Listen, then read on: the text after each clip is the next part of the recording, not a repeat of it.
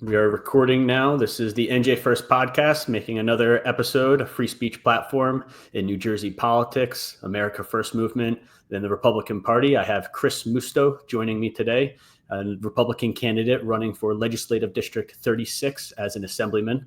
Thanks for joining us tonight, Chris. Thanks for having me, Ryan. Appreciate it.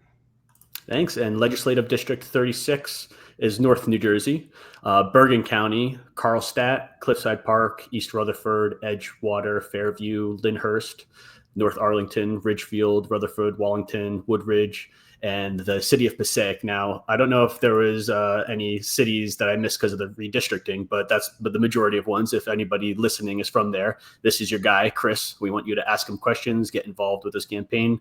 It's the movement since the president has won the national election for presidency, President Trump.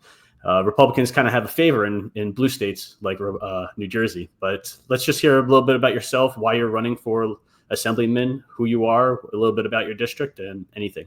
Sure. So my name is Chris Musto. I was recently retired from Homeland Security Investigations out of Newark, New Jersey. I spent 27 years in the federal government. Started as an intern with the Bureau of Alcohol, Tobacco, and Firearms, so ATF. Took my first position as an inspector at JFK Airport, immigration inspector. Then I went to a little-known agency, NOAA, National Oceanic and Atmospheric Administration Office for Law Enforcement. I spent about 4.5 years there. Put some big investigations together, traveled to several different countries, and I have the largest case in South African history with the United States. It was the largest restitution charge ever. It was $56 million. A U.S. company, a U.S. individual had to pay to the country of South Africa. Then from that case, I worked a lot with the United States Customs Service, and I was offered a position there and kind of stayed at the U.S. Customs, then changed after 9/11 into ICE, which is Immigration and Customs Enforcement, which happens to be a pretty big deal in these days in New Jersey, to Homeland Security Investigations most recently. And in the last 9 months of my career, I ran all investigations throughout New Jersey. I had oversight of operations and investigations throughout New Jersey. So anything from human trafficking, money laundering, narcotics trafficking, transnational organized crime, gangs, pretty much you name it, cyber investigations, we did it.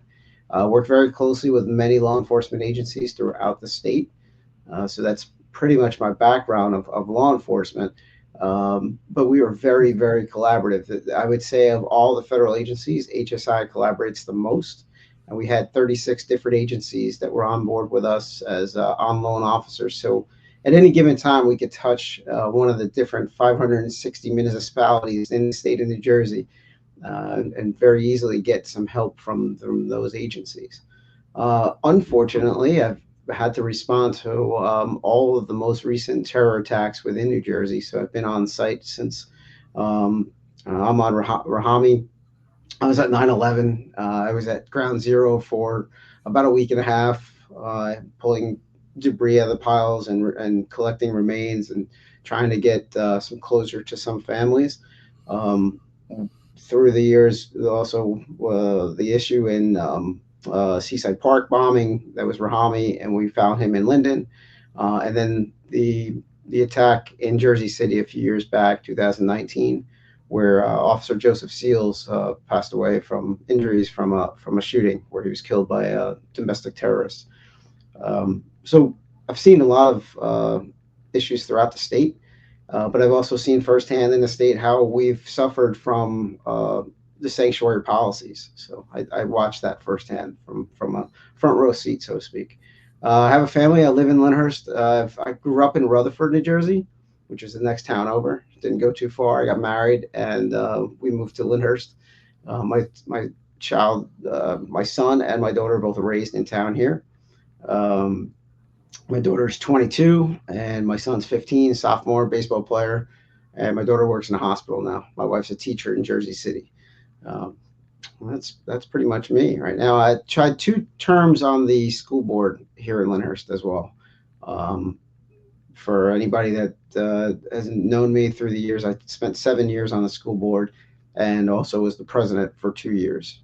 Had an unsuccessful run for our commission. We have a commission form of government, which is a little different than the rest of the towns. And I think there's only 30 cities across New Jersey that are commission form of government, nonpartisan. But I lost. And then I never actually got a chance to run for sheriff, but I was about to run for sheriff, and my retirement date got a little messed up earlier this year. But here we are. We're running for Legislative District 36, and we have a great district. We have one of the most densely, or we are the most densely populated state in the United States, but my district has 4 of the top 20 most densely populated cities within New Jersey. So we're packed in this district. A lot of great things go on. We have the Meadowlands. We have MetLife Stadium. We'll have the World Cup coming here in a couple of years. A lot of great, exciting Nice. things happening. And I remember there was a different tournament, a sports tournament that happened just last year, and the security failures that happened, which was crowd control. Everybody's talking about World Cup coming to America. Are they going to be prepared? But that's great to hear that it sounds like you are a big picture guy, but also have your shoes in the small town, staying close to your roots sector. That's great to hear. If anybody is listening, this is a Republican candidate that needs your help. We're doing this early, running in 2025. But you mentioned you ran for sheriff. Or were going to, and you also worked as an ICE in ICE, and I have some experience with the politics in New Jersey as it relates to the sheriff and how they were trying to cooperate with ICE, passing resolutions on the county freeholder level. Now it's commissioners. We can chat about that later, just because I think that the viewers would love to hear what maybe we could look for in 2025 and going forward, especially with the new administration. But back to the big picture part, really does seem qualified candidate from federal level coming down to state. And like you said, you're stayed local as well. Can you tell us, before we go into the first question of drones, how that is going to prepare you for a state level, something as big as running a country, doing the terrorist attacks, preventing the terrorist attacks? How do you see that you, more than other people, are qualified and you are ready for this position? You are the best for this position. So great question, and happy to answer that. So where I think that I'm different than most of the other candidates that are running is I've seen issues from the federal level and worked very closely on the state side as well. So I'm very tuned to all the state issues because we had to deal with those issues, on a daily basis. But I also was involved in the last few years of my career in congressional relations and public relations. I handled all of the congressional affairs issues that came up. So any legislation that we wanted to push forward, any issues that we needed, any budgeting issues, I would be the liaison with the congressional representatives. Obviously, at the federal government, we would work closely with our congresspeople and senators, and on all the aides and the committees. I've testified before some of those committees in the past. I've been involved in National Security Council meetings, so I know the big picture. I've seen the big picture, but I've also seen how it affects on the ground day to day. Through my career, I've made it a point to help wherever I could throughout our area. Being from this area, I was a federal agent and I could go anywhere in the country to enforce laws, but my goal was to make our community safe, and that's what I want to do now, running for assembly. I see that as a big issue right now in New Jersey and in other states around the country where there are issues that are going on. We have theft groups that come in from other countries. We have gangs that are coming specifically from Venezuela, El Salvador, Central America, and they're coming and they're landing in New Jersey to very populated areas. And I'm looking to use the knowledge that I have of how budgeting, how we obtain money, how we obtain grants, how we brought people together to collaborate on issues and come up and make things happen. Look, across the law enforcement spectrum, everybody wants to be the lead. Everybody wants to be the person to put the handcuffs on the bad guy. But what I've found through the years is everybody needs, it's a team effort. You need a team, intelligence. There's analysts, there's officers, there's detectives. Everybody's going to be brought in together on that team to make things work. And that's kind of what I've done, even while I was on the school board. Um, Coalitions, building coalitions is where it's at. We need to build coalitions across the spectrum, bring people together, and then make things work. I can push forward as much legislation as I want, but if I can't build a coalition to get people to vote for my legislation, it's not gonna work. But I've done that. I've done it successfully. I don't have to tell you what I think I would do. I know what I've done in the past and will continue to do in the future as an assemblyman in this district. Awesome. And just as someone who's on the political side, I'll tell you, because I've interviewed so many people who are running as a candidate and they take their own approach. To me, it sounds like you are somebody who wants to get in to get a job done. You're sick and tired of people in there who say they can do something and don't do it, or the waste that goes on. And the way that you're speaking doesn't sound like a unauthentic candidate. It sounds like somebody who wants to get the job done right, if you ask me. But we can lead right into my first question, and everybody's wondering about it, the drones. First, just some background.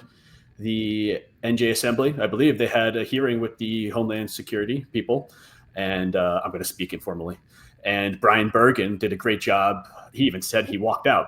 Assemblyman Brian Bergen said that they didn't give him any answers. They didn't give anybody any answers at all about nothing except that nobody's in danger at all. And then obviously, how do you know we're not in danger if you're not going to give us any answers? Also, that the state police, I believe, had a helicopter that followed one of these, but then turned around because they didn't think it was safe enough. It's just, I really liked that Brian Bergen was mad, you know. Also, Dawn Fantasia did a great job of outlining everything that was going on, that she got all the information that she could have gotten from Homeland Security. So I encourage people to look at that. Also, John Azariti. So Republicans are speaking out about this drone phenomenon that's going on. I saw that you tweeted out some stuff as well. You want to give some words? You have worked with the Homeland Department, right? Homeland State Department. Sure. Just first, your reaction to the hearing, that there was no answers. So the first thing that I saw, and I did have some communication with people that attended that meeting. So the governor called the meeting, and in a really poor leadership show of leadership, didn't show up to the meeting, which I thought right away was pretty poor. It was pretty poor form on his part. Governor Murphy should have been there, should have been standing on the stage next to Colonel Callahan, but he didn't. He didn't show up. And so the colonel was left to answer some of these questions, which had some information, but didn't have all the information. What I believe is going on, or what I believe was they're dealing with, is I think somebody at some point knows, probably in the federal government, probably on the military end, some of the information of what's happening, but it may be classified and it can't be released. But even with that, there should be some type of information to be pushed out to the public to at least let them know generally what's happening. There's a lot of different resources. Now, look, I'm a big proponent of drones, UAS platforms, but what I think is going on right now is we see there are some unidentified flying aerial phenomena, I think they're calling it right now, that are flying in the sky. We don't know. I've seen them myself. They were over my house. I'm in the Teterboro flight plan, and over my driveway, usually every night we have the planes coming in. 2 nights ago, there was a object that was hovering. The lights were blinking. It wasn't moving. It was just kind of hovering. Plane was on approach. As the plane was approaching, the lights went off and the thing moved, whatever it was, and it didn't come back for a while. Then we saw it pop back up. We could see off in the distance over, it looked like Nutley Belleville area. It was up again. We need drones. Public safety needs drones. I got to work together closely with the Elizabeth Police Department, who are on the forefront of drones. They were a really early adopter of the drone technology. So what I looked to do at that point was we paid for them to, as HSI, paid for them to get training, get drones, get batteries. On a normal drone battery will only last about 30 to 45 minutes. So one of the things we had to do was buy chargers, quick chargers, and multiple batteries. So if we were on an extended surveillance event, terror attack, whatever it might have been, we could keep interchanging batteries. And we used to carry 2 drones. So 2 different departments would put drones up for us. So one would be up for about a half hour. that drone would return, the next one would go up. We'd never lose video of what we were watching. And we've used it for really public safety, great concepts, right? The first time I saw drones used was in Hurricane Matthew 2016 in North Carolina. The NYPD had a drone, and all these areas were flooded, and they flew the drone down streets to avoid people having to go house to house wading through the water. If somebody was outside of a window, or somebody was in a window, or somebody couldn't get out of a house, they would be able to mark that house, and then a boat would go right into the house. So we wouldn't have to waste time. It was a really efficient way of determining where people were in need of help. Then I've used it for surveillance of narcotics, gun cases. We've used it on early before the search warrant events to make sure that the cars or the people were in the house. And then we've also used it during the shooting in Jersey City in 2019. Our helicopter was getting shot at by the terrorists that were inside the bodega, in the little store that they had. They they were shooting up at the sky, so the helicopters had to leave. So we brought the drone in. The drone stayed outside the window. Now, if you lose the drone, it's a couple $1,000s, but it's not going to lose a person. It's like in the helicopter. And we got some great video, great footage, and we knew exactly where they were moving. In this particular situation, I did hear Congressman Van Drew talk about Iranian ships off the coast. If these things are coming from a foreign ship, I think that we definitely need to take action against them. And the perfect place to do that would be over the ocean. You don't risk frying up any other electronics around you, and they'll drop into the ocean, and it won't affect the house. You won't injure anybody. There won't be property damage or damage to any human lives. Um, I think right now there is no authority. The only authority to take a drone out of the sky or mitigate a drone is at the federal government. So the Right. FBI and DHS have that authority, and so does the DoD. Funny enough, on December 20th, what is that? 5 days from now, that expires. That authority expires, and if it doesn't get renewed, where they won't have the authority. So I believe there is a bill in Congress right now they're trying to push through. That was part of the Hmm. hearing that was last week on Capitol Hill. I think it was on Monday. And the state is looking for the enhanced authority. So I think in that bill, it also provides state entities to do the same, to provide the same authority. Because right now, I've heard from the Ocean County Sheriff, I've heard from the Monmouth County Sheriff, I've heard from some other police officers and chiefs. They want to take them out. It's great, but you don't have the authority to take it out. You don't own Right. the airspace, and you don't have the authority in the air to take these out. Now, if that law was to change, or the bill that's running through Congress now provided that access and that authority, that would be great. And I think it's much needed. I think our borders, specifically our air perimeters of our country, should be secured. We should know where these things are coming in. I think the problem that we're seeing, and what I've heard, is that there's no heat signature. It's not making any noises, and they can't pick it up on radar.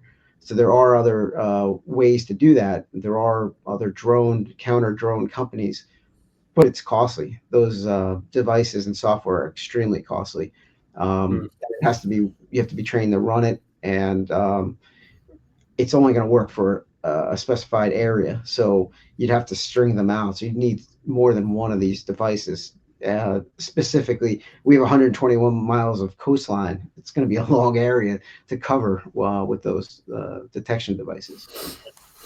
It's interesting. What 300 years ago they were making legislation and debating about the laws of the sea, and now Yeah, we're we're doing it back about there. the air. Ryan, if I could just say And one more thing. sure. My biggest concern here is we have FIFA coming to this district in 2026. Now, if this is a intel gathering um, sorties that they're flying, they're coming in, and they're mapping our areas. They're mapping out where people are, where our critical infrastructure sits. We know they've been over nuclear facilities, they've been over Right. bases, they've been over military installations, and they've been over the Meadowlands. They've been over MetLife Stadium. The World Cup will be here. It's a world stage. It's going to be worldwide. You have countries from all around the world coming in for that period of time. If they're going to plan an attack from a foreign adversary, we need to stop these things. And we need to get the information. We need to take the drones out, glide them down, or take them out of the sky where we can gather that intel, the counter intel of what these drones are collecting. We're going to detect them, classify them, locate them, Mhm. and then mitigate the threat. Thank you. Again, this is Chris Musto running for Republican Assemblyman in Legislative District 36. It gives a whole new meaning to the word home rule in the 10th Amendment after that expiration of the law. If then the Yeah. state can defend itself in a sense or make its own decision. But yeah, I mean, everybody that's online and actually posting and seeing it for their own eyes for since November, mid-November, they can relate to what you're saying. And then also to put more thought into it, because how you're saying it's surveillance, it's getting a little bit clandestine, going all the way over to Pennsylvania, going further. It's almost reminiscent of the Chinese balloon. Yeah. They let that thing just surveil and take all the data, and then they shot it down after it was all done. I bet you they're going to shoot this down in a couple of weeks, and then they got everything they needed. But we could leave it there unless you want to add one last No, thing. I was just very, very concerned for our Coast Guard too. They had, I think the number was 12 or 13 following them, and they were kind of hamstrung. They couldn't do anything. They couldn't react. They couldn't take them out. Mm-hmm. I do like what our local mayor in North Arlington, Dan Pronti, he did what he could do, and so did Mike Caselli and Montville. They stated that no one can fly drones right now in their airspace, because what we are seeing as well, for police will tell you as well, is other hobbyists are putting their drones up to try to find the bad guy drones, or the suspect drones, which all that does is litter the sky, and it's not going to be it's not good. It's going to disrupt air traffic. You'll have potentially people, vigilantes out there trying to shoot them out of the sky. That's only going to hurt somebody. They're not going to hit them because they're moving around so frequently, and it's such a small device. You're probably not going to hit it. So. Great. I'm getting a little bit of a Tom Homan vibe from you, that you have an answer for everything on the highest stage. Just for viewers, again, that's how I'm feeling it. But let's bring it down to the state level legislation. I would love to just ask you quick questions, easy questions, and you can give me your opinion on it, whatever you like. Because a lot of people do know that the reason why the school funding formula is all messed up in New Jersey, meaning why some schools per student get a lot more in funding than other schools per student, is because throughout the years, New Jersey politicians moved numbers around using the property income tax and then the state income tax.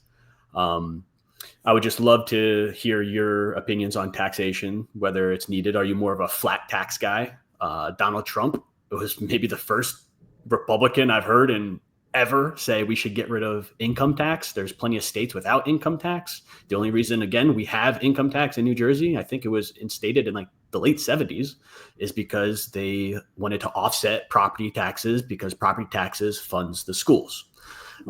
Taking that all in, and if you want to correct me in any way, go ahead. Taking that all in, I would love to hear your opinion on taxation. So you started with schools. I was in the school district for 7 years as board of ed member, and 2 years as the president. It was very difficult to watch some of these other districts get a lot more money than we did. At the time, I think we were only getting between $400,000, $500,000, $600,000. Now, our town, Lyndhurst, gets a little bit more than that, and some of the cities in our district get more than that. But on a whole, 18 cities in this state get 50% of the total school aid from the state. 18 cities. So keep that in mind. Newark gets 1.5 billion. That's unacceptable. Newark has a lot of bloat in their budget. That means that they're getting, but their school test scores and their students are not doing as well as they should be with all the money that's getting pumped in. They have a lot of brand new buildings. They have a lot of brand new equipment, brand new computers. I know in districts like Jersey City, students get a computer for their home and a computer for their desk at school. I mean, we get one computer here in town for my son. He has to carry it back and forth. He has to charge it every night. He has to bring it to school. I think we also have to cut programs routinely. In the areas all around us, we're cutting programs. I think we really need to look at how we can change that school funding formula so it's more equitable for all of the different districts. Um, and obviously, that goes into property taxes. We have the highest property taxes in the country. We have the highest business tax rate in the country, and we have close to the highest income tax rates in the country. All that together means that business moves out and families move out. So you get married, then you may stay for a couple of years, but as soon as you start to have children, you want to move to somewhere else where it's cheaper to live. And if you have a business, you're looking to move out of New Jersey to take your business elsewhere because we have enormous regulation, fees. There's restrictions, there's prohibitions. I mean, it makes Governor Murphy and the administration here in New Jersey over the last 8 years has made it so difficult for businesses to open and thrive and be maintained. They close constantly. They put so many different restrictions on them. So earlier this year, I think it was June, we already had the highest business tax rate, and Murphy actually raised it by 2%. So now the highest rate for companies making over 10 million a year is 11.5%. I don't know why anybody wants to stay here and keep their business here. In addition, the 10.75% rate income tax rate is the highest in the country. My property taxes this year. So in order to some of the schools lost a lot of money, right, because of the school funding formula and the cuts that the state made. And Murphy decided that the best thing to do at that point was to lift the cap so you can allow your towns to charge more of the property owner. So Right. they didn't fix the school funding formula. They just allowed you to tax more, which doesn't help because our taxes just got increased exponentially this year. And now we got a whole bunch of for sale signs. People want to get out of town. Uh, that's unacceptable. There's got to be a way to fix that. We got a lot of places we could cut in the budget, in the state budget. I know for a fact that there's money going out to, we talked about ICE and immigration a few minutes ago, but there's money going to migrants, and we're talking $30 million for defense, 15 or 17 million for housing. That's unacceptable. We should not be facilitating. That's actually it's against federal law to facilitate or harbor illegal aliens. So I'm not really sure why we're doing that. It's a lot of money to be spent. I think it could be spent in much better ways. We have revenue coming in from gambling. We have revenue coming in from the lottery. There's a lot of ways we can reduce our tax burden on our districts, our residents, and we really need to work on that and level out the playing field for the schools, because one district having 1.5 billion and another district getting 1 million just doesn't make sense. Obviously, there is a property tax issue, but you have business in the cities like Newark, you have business in cities like Jersey City. That skyline, the Jersey City area right now is built up along the river. Have a lot of brand new business, have a lot of large business. They should be able to raise their own funds for their school system. Great. I think I saw, I think it was freshman Senate Assemblyman Mike Ignagnamort. I think he has a bill, I think it's him, that the first $40,000 you make on your first business is is for free, tax deductible. You don't have to pay any taxes on it. Just like ideas like that. Yeah. I've never heard in the entirety of my time in New Jersey politics. That's why I wondered if you would be up to, I know it's like a far-fetched dream, but like abolishing income tax, or are you not in that camp? I would say initially we probably cut it in half. I would Right. say we should cut it in Smart half answer. and see where we're at. No, and look, I think everything's on the table. I wouldn't say no to anything. I think I'm not a mathematician. I'm not an economist. I need to see somebody with numbers. I'm a factual guy. I've always been. I'm always about the information. I've always been about the intelligence. I want the data to make the decisions, and it's helped me to this point, and I don't see why it wouldn't help in the future. Let's lay it all out. What are the options? Give us options. Ask, and also I like to surround myself with the best possible people. On any team that I've ever made or created at HSI or in any area that I've worked in, you want the best people around you. You want the best people to make the best decisions, to have all the information, the experts. You should have the expert for each area, and we can get economists in to tell us what can we do. Can we eliminate income tax? If not, what can we cut it in half immediately? And where will we be at that point? What other go through the budget, sort of like what Elon Musk and Vivek Ramaswamy are doing now? Go through as a Doge type of entity in the state government and look at the budget and slash where we can, and then determine where we're at, and then constantly analyze. You don't just do something once and leave it. You got to follow up. You got to see where we're at. You got to see what the numbers are telling you, and see what the data says. But I'm all for cutting in half the income tax rate now, and immediately lowering the business tax rates immediately, and cutting the regulation. The other thing we should do immediately is cancel or stop the electric vehicle mandate by I think it's 2035 that Murphy passed. That's going to crush business as well. We cut that out. I've even seen Democrats 180 on that, but if we talk about that, that would get us down a whole another long rabbit hole. A lot of people did hammer on that for a couple months, and I think the Democrats did get the message, but we'll see what they're going to do. One thing I have written down was OPRA. It was the Open Public Request Act. I believe last year, or it was this year, there was an attempt to reform it, and I think they did. But did you catch that when that happened? A lot of people on both sides, Republicans and Democrats, were against the establishment for taking away the transparency in government. I guess the idea was that it was being oversaturated with requests, and that they wanted to find an easier way. But I know that there are other ways around that too. If you want to talk about OPRA at all, if not, we can go on this one.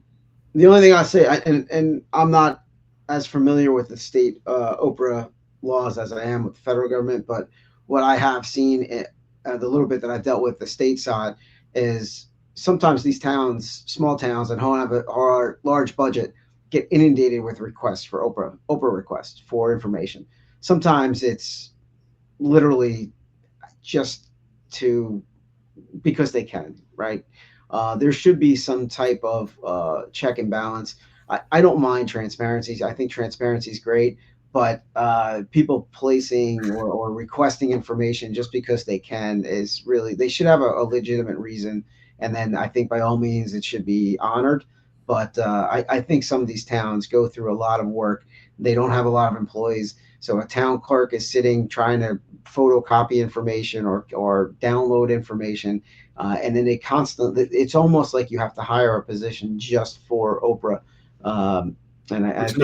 Which might not be a bad idea. Yeah. But Chris is being too nice for viewers. There's definitely one person like myself in all these towns, could be big or small, that's going to contact their legislator every single day and make sure that their clerk's busy every day going through, and they're going to make their life that much more difficult. It does muddy up the system. However, the market provides. There was a gentleman who made a website that archived every single OPRA request, just search. So there is no reason for these many submissions of the OPRA requests, but that's awesome that you at least know about it. There's plenty of people could come on this and I ask them a question, they don't know about it, but you are definitely in and ready to serve, it sounds like. So again, this is Chris Musto, Legislative District 36, majority Bergen County cities, one Passaic. Didn't Passaic turned red, I believe, this year for Trump. Trump won some of the districts almost 3-1, which I think was amazing. It's great, and I'm really hopeful for Passaic. I want to get over there quite a bit. I think that's where if I'm going to win this election, a Republican's going to win this election. I think it's going to be one in the city of Passaic. Sounds pretty nice. And I just have a couple, like one or two more questions that we'll finish up. This could lead right into the county ballot lines. This is the debate that's going on now in New Jersey because it's going to be changing, but it's the formation of candidates on the ballot. And this is decided at the county conventions that happen for the party. Passaic has an interesting county convention process, but basically all the other counties have this county ballot line process. I'm just curious if you're familiar with it. Are you against it, or maybe not necessarily against it, but think there could be better ways to go about it? Just your opinions. I had a limited exposure to the county line earlier this year when I was going to run for sheriff, um, and it seemed like a flawed process. I mean, there's a lot of processes out there, right? There's a lot of places, and I think New Jersey was the only place in the country that actually had a party line. Yep. So Andy Kim did fight it, and I think he was right to fight it. Ironically. Yeah, and by fighting it, beat out Tammy Murphy. But I think there should be some type of way to run with people, to run with like-minded or groups that you're together with. Okay. So if you know I'm in Bergen County, if I was going to create the Bergen County Republicans, and we're going to whatever our slogan's going to be, we should all fall under that same category. Do I think that it's right that the organization? Well, the other thing about this whole new system is I don't know what's going to happen with these organizations, right? Like the big, say, county Republican organization, Bergen County Republican organization. I don't know how strong they'll be because now the county committees and that county convention is kind of it's really it's not needed. If you can't be together and you can't be bracketed and you can't be under a name or a line, then I don't know what the purpose of the convention is. And I don't know what the purpose of the committees are going to be going forward. I think there's a lot of unknown right now. And I think it's being planned out in the assembly. I think Assemblyman Al Barlas from Bergen County is working on it. He's one of the committee members or leading the committee. I think there's just a lot of unknown. Look, my goal would be, or my hope would be, that you somehow can be bracketed together with the people that you're running with. So if I'm together with another person running for assembly, and then we're going to be aligned under one of the gubernatorial candidates, and then maybe other candidates below us, that you're all in the same area, the same column. I know Steve Fulop, the mayor of Jersey City, is trying to build a team across the state, Yeah, and it is. I'm assuming that all of the people that he's going to run with will be all in one column. If not, then I don't know why he's building a team. He must know something. Well, I mean, I did see that strategy of his, and I mean, if he wants any shot at all, that's what he's going to have to do. But for the Democrats, even this year, I believe they had block ballots, so it wouldn't be in an order line, but it would be the name. You can still have the slogan, so you can be the same slogan. So maybe people are anticipating that it's going to be slogan wars going forward. Maybe we have to share slogans. I guess that's how it's going to go. I'm really curious. I'm kind of watching and waiting to see. More than anything, I'm trying to run a campaign and I'm trying to go out. I mean, hopefully people will find my name and vote for me. And that's what I'm hoping, try to get as much as I can. Just some advice for yourself, because I just went through this whole entire thing with a congressional candidate in 2024, the county conventions, the entire thing. I did everything. But you'll be starting soon. They're going to be having the conventions real soon. And that's for yourself. Republicans still have the line. So you can 100% be against the line. You could be 100% before the line. The fact of the matter is Republicans still have the line. So if you want to play the rules of the game, you got to, you want every advantage possible. Just to let you know, they're starting right now for who's getting the lines. So, okay. So, because I was told that the line was not going to exist. So, for the Democrats. Yeah. We'll see. We'll see where it goes. Look, if that's the way it's going to go, I'm fine with the line. I just want to have some way that the people that I'm together with, that I'm basically like-minded with or running with, will be all together so that you can vote for them together. And that's completely fine. Just for viewers as well, the reason why people like myself want assembly members to come up with a bill to either change the line, address the line, get rid of the line, abolish the line. I'm more in favor of abolishing it, but is because it's now Judge Karashi made it unconstitutional for the Democrats, but didn't address it for the Republicans. So now there's actually a 14th Amendment constitutionality issue for saying that the Republicans are towards one law. It's not Right. necessarily law, but set of rules, and the Democrats have a different set of rules. So now Yeah. there's this whole big things. But I Yeah. really do Yeah. appreciate you speaking on it. Yeah. And we'll finish up with one question I usually ask people. Do you have any proposed legislation that you want to bring with you? Any ideas that you want to make into legislation that you want to spearhead if you were elected assembly? I have a few. So I'd love to cap property taxes. I think it's important. I know they just recently were lifted to deal with the school funding formula issues, but I think we definitely have to cap property taxes immediately, and then freeze for anybody 70 and older. For our senior citizens, um, it, the taxes, property taxes, should definitely be frozen. I see so many people, right now, uh, they're dealing with inflation, they're dealing with healthcare costs, rising property taxes after how many years you've spent in your home. Most people spend a majority of their lives in their home, and then at the end, they towards the end of their lives, they can't afford it because the property taxes get so out of hand. I want to restore the COLA. It's important to me. It's important for um, our public service workers, specifically our first responders. There's about 53,000 first responders that are out there that haven't gotten a COLA. Some of them since 2009. It was suspended in 2011, but at the time, New Jersey said you don't get a cost of living increase until 2 years, 25 months after you've retired. So some people retired in 2009 and have never gotten a COLA. So again, property taxes, inflation, out of control inflation.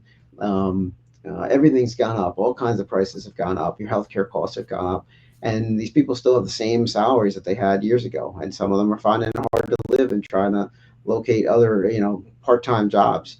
Most of the public or the police and fire in this state also suffer from the windfall elimination act, and they don't get Social Security. So in addition to not getting the cost of living increase every year, but they don't get Social Security as well.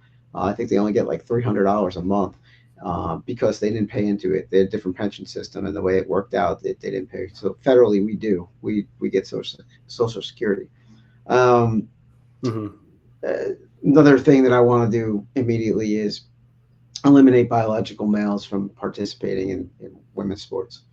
If you're going to participate in organized sports in New Jersey, whether it's high school sports, college sports, or there's going to be some type of organized game, I think it's incredibly unfair, and it's incredibly dangerous to the females participating in those sports when there's biological males playing against them. We've seen women across the country be hurt pretty badly by playing against a biological male. So that for right now, that I think that would be one of the first things I would do to try to help and level up that playing field. Um, and then the affordable housing mandate, definitely want to look at that and try to fix that. I'm not against helping people find affordable housing. I don't want to be misconstrued. I don't want a mandate to say the state say you need X amount of units. I think in my district, Passaic is going to have like 3,179 units in the next um, 10 years. To do that, you need about, I think it's like two-thirds more units than that. But in addition to that, there's no more space. When I mentioned earlier that the most densely populated area, I think Passaic is one of the highest in the state, the most Mm. densely populated areas. So where are you going to put those 3,100 units? The rest of the district, I think it's 2,500 units. If you take a town like Lyndhurst, for instance, it looks like we have a lot of space because the Meadowlands counts, but the area that's non-meadows area, it's incredibly difficult to build in the meadows. The main part of our town is probably more densely populated than any other place in this state. So those are some of the issues, and then uh, obviously end the sanctuary status of this state immediately and get ICE back on board, cooperate with ICE, open the jails.